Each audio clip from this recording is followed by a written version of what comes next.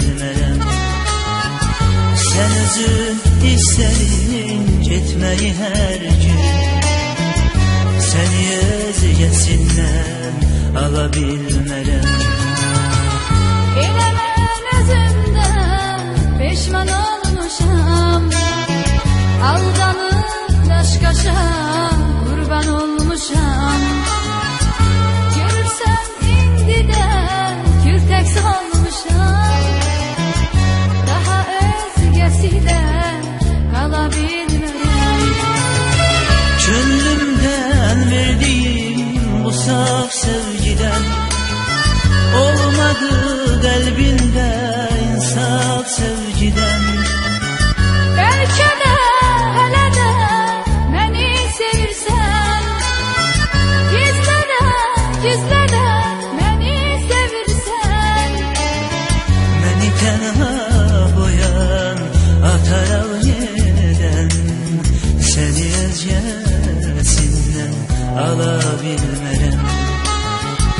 Günahsız yar olmaz, özün bilirsən, daha özgəsilə qala bilmərəm. Səni özgəsindən ala bilmərəm canım. Daha özgəsilə qala bilmərəm. Səni özgəsindən ala bilmərəm gülüm. Daha özgəsilə qala bilmərəm.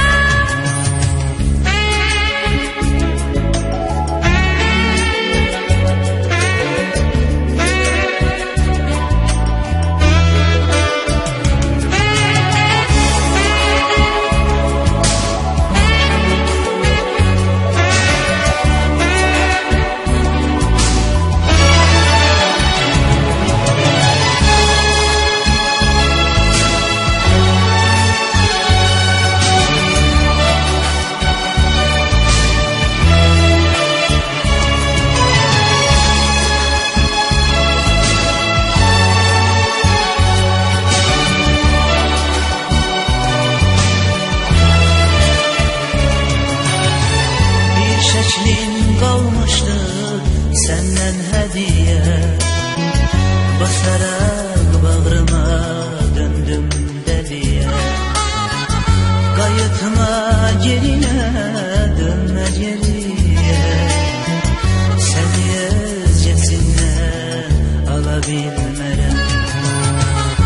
İzin ver, qoy dönüm sənin ömrünə, qədrini bilərəm gəlim ömrünə. Sən etmə zalımlıq mənim ömrümə, daha özgəsilə qala bilmərəm. Alıram xəbəri hərdən bir səndən, gözləmə, ümidlə, məhəbbət məndən. Getməyir özümdən isti nəfəsin, qulağımda qalır çıxdı səsin. Utan bir özündən, bütün aləmdən, səni özgəsindən ala bilmərəm. Bütün ürəklərim, bütün hər kəsin